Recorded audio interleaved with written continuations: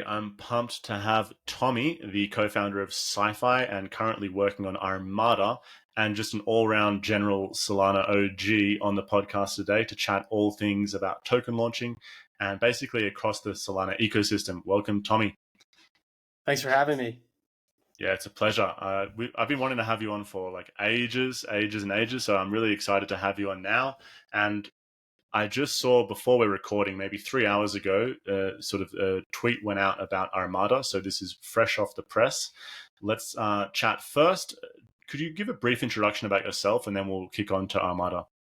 Yeah, so I'm an engineer. I've been developing software for the last 10 years or so. Started paying attention to Solana in 2018. Actually started developing on Solana in late 2020. So I've been working on Solana and writing smart contracts for almost 3 years now. I went full-time in summer of 2021. Took a while to actually win a hackathon, then get funding and all that kind of stuff. But went through the whole gambit from failing a few hackathons, winning a hackathon, investors reaching out, setting up entities, raising funds, and actually jumping in. So that's the short story. Nice. Yeah, I'd love to pick your brain a little bit about that experience later in the conversation to see if we can get some sort of gold nuggets for builders right now who are in the hackathons. But before we get there, you mentioned that you went through that whole process. So Armada is not your first. It's not your first gig in Solana. What was the first one where you started? The first one and actually original name was Psy Options. So we wanted to automate a options trading strategy in traditional finance, and a brokerage wouldn't give us API access. And so my brother and I were talking, and we're just like, why don't we just build this into Solana for fun? Like, we were just starting to dive into Solana development. We had just lost or not placed in the very, very first Solana hackathon, which was November of 2021. And we figured, why not try our hand in DeFi and figure out what options are and build this option primitive. And so we built a physically settled American style option protocol, took first place in the Solana DeFi hackathon, and then went on to actually launch that with a order book based trading of those options. And there wasn't a lot of volume. Options are complex. I don't know if we want to dive into what options are on this call right now, but they're very complex, not a lot of volume on chain for them. And so it wasn't a sustainable product. And so we shifted, and this is sort of where we rebranded to PsyFi into structured products by joining forces with originally Tap Finance. And that team over there started building structured products on top of the original Psy options, smart contracts, and order book based trading to do weekly auctions. And so then PsyFi is really focused on structured products. It's borrow lending and introduced this increased capital efficiency of those structured products for with the use of the borrow lending platform that it would built out. So that's PsyFi in a nutshell. I mean, that's like 2 years, condensed into what PsyFi is. Got you. And there was, before we introduce Armada, was there some like kind of learnings or things that you took away from the PsyFi experience? And by the way, PsyFi is still active, right? Yes, PsyFi is still active. There's a team, we're still actively maintaining and managing and changing things. We actually just launched a Jito Sol pool in the borrow lending platform, and hopefully, fingers crossed, get Jito points up there pretty soon. But yeah, there was a ton of learning. So with PsyFi, we built all these structured products, and our focus was democratization of financial products and financial data and accessibility of that. But along the way, you're launching a token, you're raising some funds and then launching a token, and then you need to actually create governance, and you want to create this autonomous system and make it more decentralized. And so there was a lot of contributions to SPL governance and Realms and the primary governance platform or token-based governance platform on Solana, because there was a lot of missing features, and there still are a lot of missing features. And so we invested heavily into this governance-based tokenomics model where fees from protocols were accruing to the treasury, and we're like, okay, great, members are going to come in and participate. But there's all these other headaches because like members are like, do I stake my tokens? Do I provide liquidity? Or do I participate in governance? So you kind of have this like dilemma where users are like split on what they do. You have this issue of like, well, if there's very little token liquidity, you don't get as much participation because people don't want to hold something that's like not very liquid. Yeah. And how do you incentivize usage of governance? And then we also like found out, a lot of institutions won't participate in governance. So there was all these pain points from, not just launching the token, but really like how do you set up everything else? So you have this autonomous system and you can just, the core team can just focus on building good products and growing the organization. And all those headaches is what led to Armada. And I guess I'll just transition to like what Armada is. Please do. Armada's focus is, the end goal is to help teams launch tokens, increase liquidity on tokens, and build robust, flexible, governance-driven tokenomics. So that way they can focus on their core business. And so it has a handful of components, a couple different like launching mechanisms, whether it's an auction-based launch using liquidity bootstrap pools or curves, pool-based launch systems. It's got a institutional market making component where it's a non-custodial market making on top of a Uni v3 style pool, really using just Orca World pools under the hood, and a couple of other like token incentivization mechanisms. Those components are what we just launched today. And then the next pieces are all related to tokenomics and how you build these kind of tokenomics ecosystems. Let's take an example with Armada. Like imagine that, you are a recent hackathon project or you're a recent project that's just created a token. Like what's the kind of flow that they would start to use Armada? The first thing would be getting liquidity on the token, or, it depends on your goals. If you're trying to generate some sort of operational cash flow, you probably want to launch a high fee pool and then and then a vault on top of that. So your community members can participate in providing liquidity that's managed by a professional institutional market maker. And then there'll be good returns on that, which hopefully creates some treasury for operations to continue as trading fees accumulate in the native asset as well as whatever the quote currency is.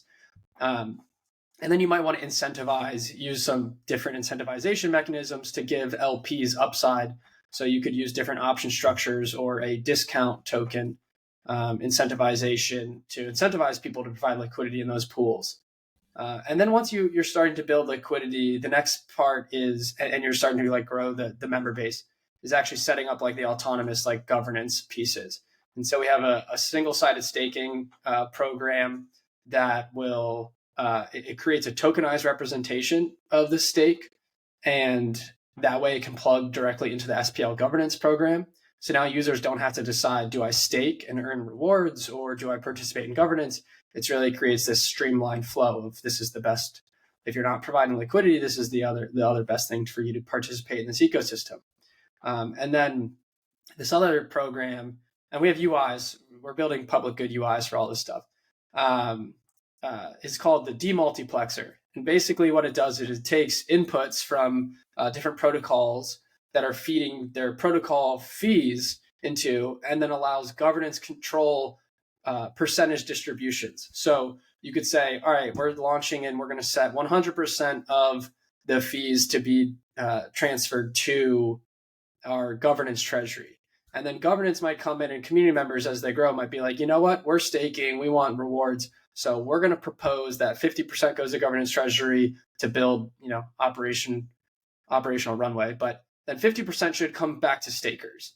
And so then as fees, as protocols generate fees, those fees will just be autonomously split as fees are swept from the protocol into the demultiplexer. And so you can imagine there's, infinite number of actions that could be created to support all kinds of different tokenomics models. And then governance, once the distribution weights are set, the only time governance actually has to happen is when people want to come in and propose changing and actually enact changing of those distribution weights. So it moves from a governance heavy model to a governance light model. And so like all these pieces, like we've had to deal with like the headaches of trying to build every little piece. They didn't always play together. There was no off the shelf solutions. And, that's Armada is trying to provide all these programs that fit together, as well as user interfaces that can easily be exported and deployed to your own subdomain. So from what I'm hearing there, like there's really two problems that you guys are kind of targeting, and the first one sounds like it's around ensuring that people can launch tokens with like good liquidity and basically successful token launches, and which we haven't seen many of in the Solana ecosystem for a while. I would say post FTX, we haven't seen that many new tokens launching successfully. I mean, there's been some meme tokens and stuff like that, but no general, real quality tokens. no, it's been pretty scarce on the quality side. And as you said, like if I go to buy some Mango tokens, the liquidity is just Mango as an example. I'm not like pointing at fingers, but as an example, the liquidity is really often very poor. I mean, once you even get into the multi hundreds of dollars, it's already like high slippage. So there's definitely a need for us to solve this liquidity problem, especially for like the longer tail tokens in the Solana ecosystem. So the token launch, and the second problem I'm hearing is that it's like a governance light way of actually operating say a decentralized protocol, for example, in a way that it can be profitable long term or sustainable, maybe is a better term. Is that about right?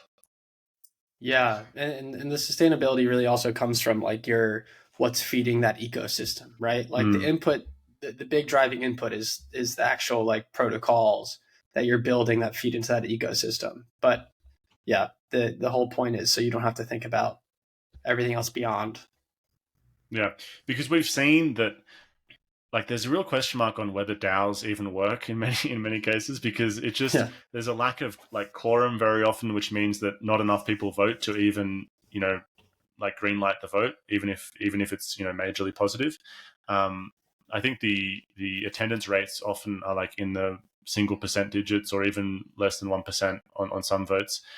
So there's definitely a problem to be solved there. Can you speak a bit about like Armada, how it came about? I understand that it's a collaboration between you guys at PsyFi and the guys at Hero. Yeah. So I think it was probably almost 9 to 12 months ago, probably 9 months ago, actually, at this point. The Hero team was talking to us because they have some connections from the EVM world that were building on Solana and launching a few platforms built on top of like the Hero network and their program Dexterity. And we were just touching base like, hey, they were asking us, do you know if any of this infrastructure exists regarding like launching tokens? And we're like, no, like there's nothing on Solana that meets those exact needs. Like maybe we could build something together just for this team. And so that's kind of where it started. But as we started talking about like the token launch mechanisms and just like keeping more in contact and talking about our experiences in the ecosystem, that's when we realized like there's like actual, deeper issues here regarding liquidity. What happens after you launch a token? You need to get liquidity. You need to set up governance. They want fee distribution, like governance, managed fee distribution and things like that. And so there are all these other pieces that were like, yes, we've dealt with all of that. We are the second, probably we're the second largest. PsyFi is the second largest DAO on Solana with non-governance token assets and things like that. But like no one's doing anything with these assets. Governance doesn't work as initially anticipated. And so just all those conversations kind of led to just like building more and expanding scope. And it really just became like, hey, we should just launch this new platform that's solely focused on taking care of everything outside of your own protocols and all that. Got you. Okay. And I just want to like make sure that for the listener, the value add is like really clear, because I think we covered a few different kind of elements of Armada. Like at the simplest level, and I'm particularly interested in the token launch side. At the simplest level, like how would it compare, for example, to like I don't know, launching on like a centralized exchange or like a traditional launch pad, like how's the difference? How's the experience going to be different? And why should, a team go live with Armada instead? Yeah, so there's a couple different personas actually. I mean, you're hitting on one, which is like the project or team or DAO that's like looking to launch a token. There's other, members of DAOs or retail participation if they're, holding some sort of assets using the concentrated liquidity market making. So there's a few personas that Armada targets. Going to like the project and team and then the token launch mechanism, it really so there's a couple different mechanisms. There's an auction mechanism, which the value proposition is price discovery, where you can kind of create various curves where the price starts high and can decay very quickly. But if people come in and buy, then price moves up. But if no buyers continue, then the price decays further. So it creates price discovery based on actual market demand.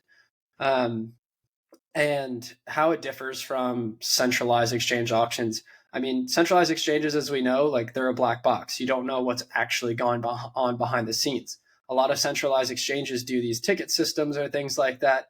But like from my conversations with other exchanges, I've learned that, well, they actually can withhold a lot of tickets. They put artificial buying into it. So that way there's this like pent up demand once the token actually launches. And so like the lack of transparency and lack of clarity, like what goes on behind those exchanges is actually like a major concern. And then, I mean, going back to Armada, there's token based launches. So you don't have to just have like some sort of end date. You can have a team kind of create a vault strategy and deposit native tokens in there. And you kind of have this perpetual like trading aspect they're selling out over time, almost dollar cost averaging as they build up demand. And so then they don't have to have this one shot auction mechanism. And then the last thing is everything we're building is like software we're just providing like as is. These are all like static sites that can be compiled and deployed on, hosted on their own subdomains and things like that. So it's all got themes, so it can all be custom branded. And that's also what a lot of these teams really like. They can kind of control and tweak things to their needs. Speaking of those teams, how's the uptake been so far with, the pioneer or the pilot users that you've been testing with?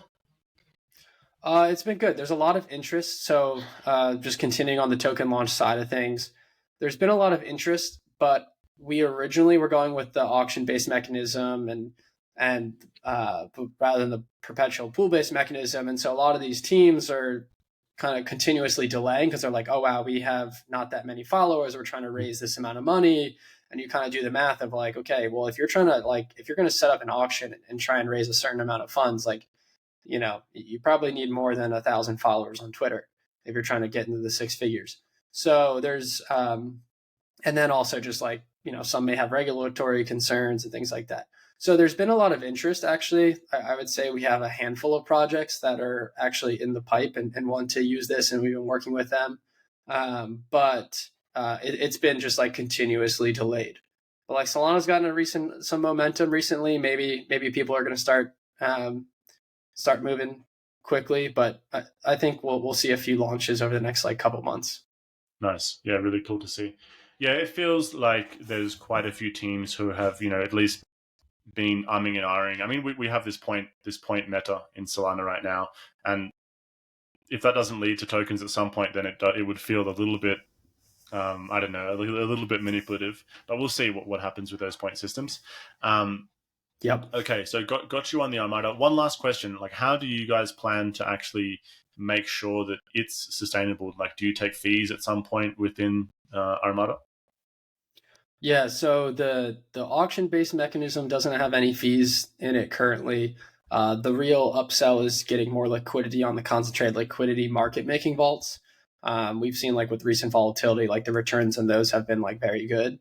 And so it's really just about getting more liquidity, getting new tokens there. I think we know from like Uniswap that the majority of their fees come from long tail assets. And so if you can kind of build this pipeline of tokens that are launching and creating good tokenomics and governance mechanisms, and they're putting liquidity into these pools, we see that it's fairly sticky. So that's kind of the core place where the Armada ecosystem would like take fees.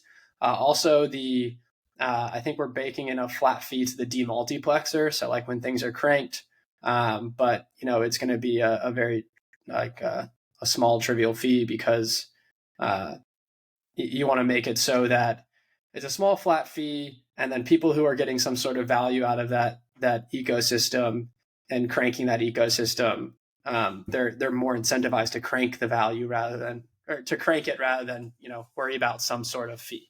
So it's just a lot of small fees or hopefully the goal is serious high volume on that and a very small fee, just like a Solana transaction fee. Gotcha. And the model, I think like we see the need here, but maybe the model will evolve. I think that's the next part of the iteration is making sure we're building something sustainable and iterating on the model. Yeah, got you.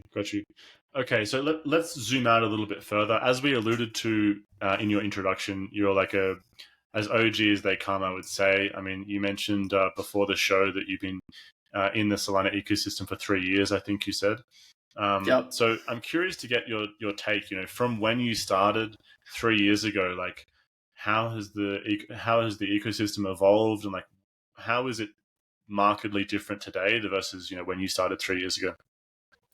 Oh man, I feel like we started low, went high, and now we're back in the bear, right? So back in I think 2020, like Solana didn't get that much love, and there wasn't too many developers. I remember like the first hackathon, there was probably like 50 submissions, if that.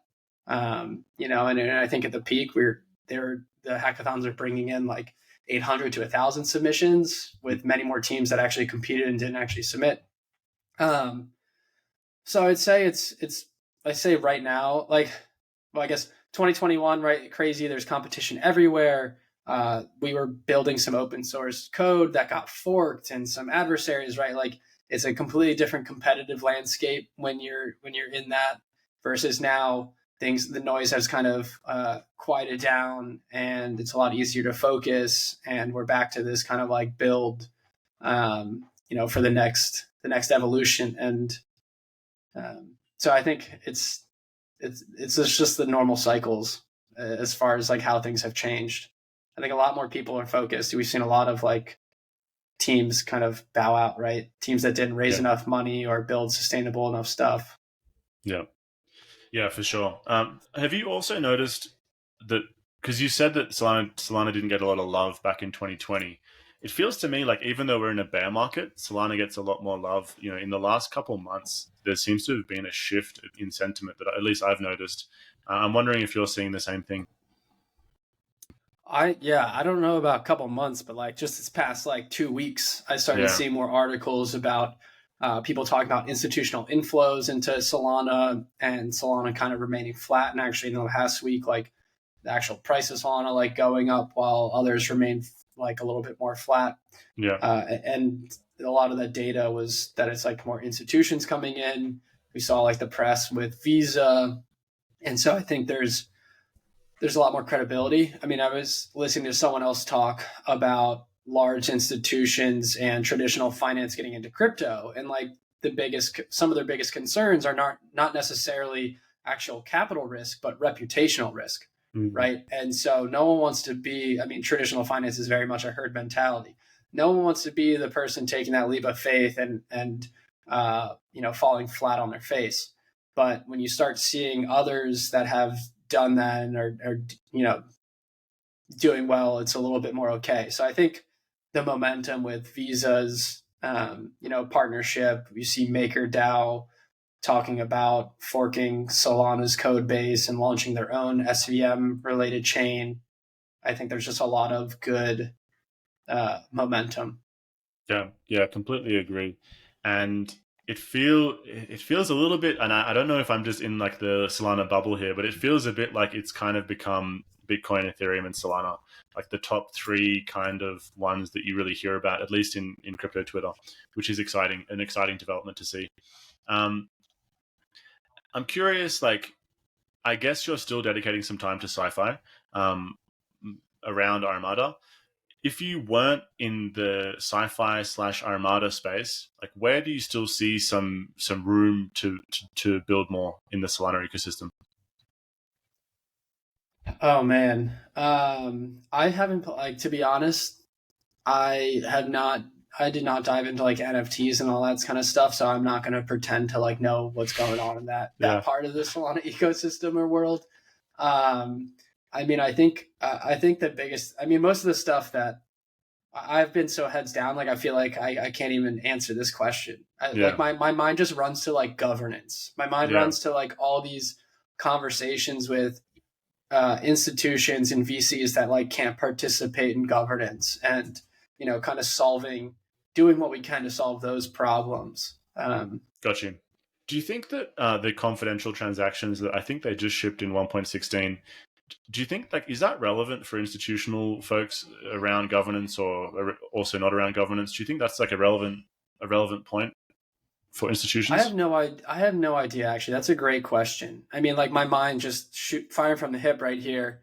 Like my mind jumps to, well, they're still under some IP address or Mm, something like that, and so an RPC provider. So like even though like the transactions like confidential, I'm sure some government agency with unlimited resources can like figure things out. So like it's not like that can be used to just like especially as a risk adverse person, like I would not yeah, be it's not a silver thinking you bullet. can hide behind that. Yeah, Yeah, exactly. right. Got you. Yeah, that makes So sense. I don't really know if that makes a difference to institutions, but I haven't really thought about it enough. Yeah. But yes, that did come out 116. Yeah, I like the guys at Elusive have this saying that they say, like, privacy in crypto is like having HTTPS. It should be like a base requirement. If you're going to do e-commerce, you need to have some protection. So I Yeah, like the way that they frame that, and I'm really curious to see how the confidential transactions gets taken up inside applications. Um, so I think it'll help for like more like solving like issues with front running and yeah, things like that, right? That'll probably be the biggest also payments. I first. mean, Yeah, who wants to send a payment to someone and then know that they can just check their whole history? yeah, yeah, It's and completely like what they're impractical. buying, all that kind of stuff. Yeah, Yes, I totally. agree. Like the ZK applications are definitely going to be a big improvement. For sure. I mean, I remember, like, this is not doxing anyone, but in a previous workplace, like, a friend of mine knew that I had a crypto interest, and he, minted an NFT, like a memorabilia NFT for me. And I was trivially able to just like check his account and like all his history on Ethereum, and like he wasn't even aware that this was so easy. And Yeah, like in that moment, I was just like, "There's no way that this can be how it is in like 10 years' time. It just doesn't work for mass adoption to have this be so trivial." Um, so true. okay, so let's move on to, I guess, like your learnings, and I want to frame this in a way. If you're in the hackathon, for example, the Hyperdrive hackathon right now, maybe we can like squeeze out some really useful learnings from your side for these new builders who are like just dipping their toes in. So, what have you learned in your 3 years on Solana? Oh man. All right. I'm trying to think about it from like the founder. I'm trying to give like the advice that like most people won't give, and like maybe that's some advice that like people don't want to hear. I think Mm, with the space is very competitive. It's hard to know what other people are building, and so there's a chance that like you're building something and there's a few competitors. So be mindful of the competitive landscape. Like be mindful of your own risk tolerance and where you are in life. I wouldn't like just because you're entering a hackathon and maybe did like pretty good in the hackathon, like I wouldn't like quit your job until there's very serious conviction on raising funds and being able to sustain your lifestyle. I'm sure now that we're in the bear, that's just general, where most people's minds are at. Um, the other aspect I would say is like focus on like the model. Don't just like, I mean, I'm an engineer, and so this is advice that like I would try and give myself, and I try to continue to give myself is, don't spend all your day just writing code. Try and actually talk to people, understand what their problems are. I mean, this is just general like lean startup methodology stuff, right? Because we spent time building in a dark room, and our assumptions were wrong. and you have to scrap something. So definitely try and like figure out what your MVP is, figure out how you can test it, iterate. And like hackathons are I think like judges really actually look at that stuff. I wouldn't think they just look at, hey, you have a pretty UI and some code that works. Like if you actually tell the story of how you iterated and can present the learnings, the pivots, the findings, and how you move pretty quickly in a month's time, that will go a long way with judges, because they'll be like, this person's thinking about this. Like they want to promote and crown winners that are going to be around for a while and continuing to develop. And if you're just firing from the hip, building in a dark room, and you're building something that's probably going to fall on its face, like that's not going to be a great look. So hopefully that does a decent job to make builders. a Twitter account. Like seeing winners who don't even have a Twitter account, it's like, bro, it takes 2 minutes to make a Twitter account. Like, just do it. That was the only reason we actually won with Psy Options back in 2021. Is someone said, hey, like you guys need to create a Twitter account. Like these Mango guys just did it, and they're getting a lot of traction. Just start like teasing things out. It's like someone who knew we were working on something like contacted us and told us to create a Twitter account. And, we were 3 engineers at the time that were just heads down building. Like we weren't thinking about this stuff. And so then we got someone to make a logo for $100 and all pitched in for that. And then just started tweeting out like teasers of the product. Yeah. And then, so that honestly, like we would not have won without that. Yeah. Make a Twitter account. Like there's no excuse for, seeing winners. And I mean, I don't know how they win without a Twitter account, but they do. Sometimes they win. And like, there's no way to DM them. There's no way to reach out. There's no way to learn more. It's like, make a Twitter account for 100%. Okay, so I think there's some cool tidbits in there for hackathon participants, and I guess just general, first-time founders or people who are thinking about getting into it. And if you are, then kudos to you, because it is a tough moment right now. Speaking about that tough moment as a segue, like, do you think, is crypto going to make it? And like, which parts of crypto are you still excited about? I'm guessing it's not NFTs, but which parts of crypto are you still like really excited about for the next 5 years, or like for the long term? I just because I'm not in NFTs doesn't mean that like I don't believe that there's a vision in them. Yeah, I was actually like helping some friends who are working on the gaming space, something in the gaming space related to like asset like custody and build, like launching NFTs. And I think there's something there. Like, it's just the issue with gaming is you need to make a good game first. And these gaming studios, there's a lot that have raised a ton of funding on building, Web3 based or supported games. But they're just like, it's such a long life cycle to actually launch a game. So I think like, I do think like the Web3 gaming aspect will come to fruition. It's just a lot later than people anticipated. And I still think there's like a big place for DeFi. I think it's a little bit tougher in like the high interest rate environment, but as interest rates go down, I think with the volatility of crypto, the risk reward, trade-off will be there, and we'll see more inflows. So I still think there's a huge aspect to DeFi. Yeah. So considering the bear market that we alluded to in the tough moment that teams are having right now as they're sort of getting started in the crypto ecosystem, I guess my first question is, do you think we're going to make it? And the next question is, which parts of crypto are you still most bullish on these days?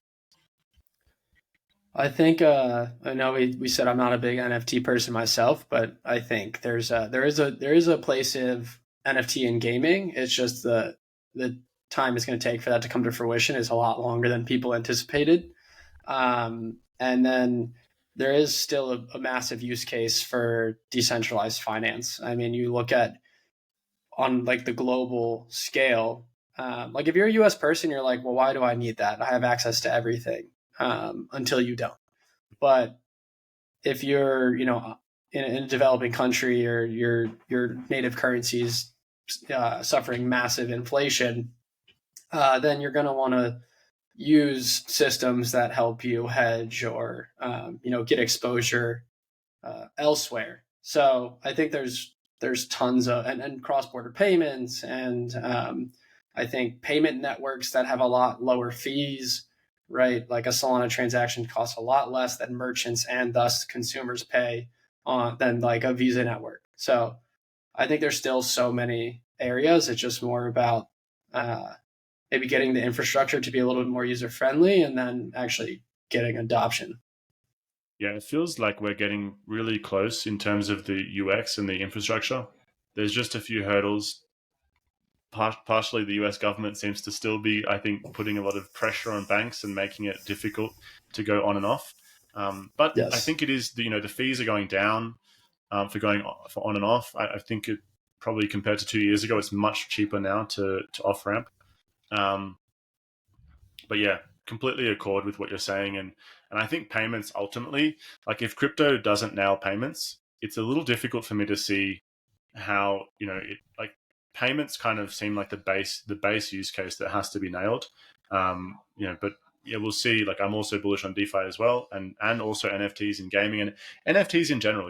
There's a vision of NFTs as kind of like just global objects that can be used for all kinds of purposes. Once we figure out that pesky Oracle problem. So yeah, there's Yeah. a lot to be excited about. Do you also have the same feeling as me, where it feels like technically it's never been more exciting, but economically or like financially, crypto's definitely in the doldrums? Yeah, I think there's a lot of momentum as we discussed earlier. And so it is very exciting. And the fact that there's not so much noise for those who are actually trying to build and grow things and find product market fit, there's a lot less noise that interrupts your signal of, determining whether you found something that has true value and true need versus just part of the hype cycle. So I think it's never been a better time to build. I think especially if you've lasted this long or you're just thinking about getting in, like it just feels like momentum's building and it's the right time to keep pushing or Launch dive in. tokens on Armada. Thank you so much, Yes. Tommy, for coming on. It's been a real pleasure to chat and kind of hear what you guys are working on. We both, yeah, it's an exciting time to be in the Solana ecosystem, and it would be great to see more teams launching and more tokens launching on Solana in the coming months. Thanks again for coming on. Thanks for having me.